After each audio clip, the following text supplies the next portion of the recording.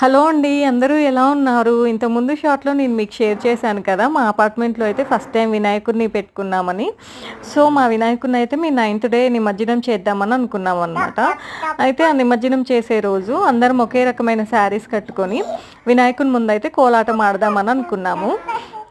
అయితే దానికోసమనైతే everyday night పూజ అయిపోగానే కోలాటం అయితే ప్రాక్టీస్ చేస్తున్నామండి. ఇక్కడ మా ఫ్రెండ్స్ కొద్దిమందికి కోలాటం చేయడం వచ్చనమాట.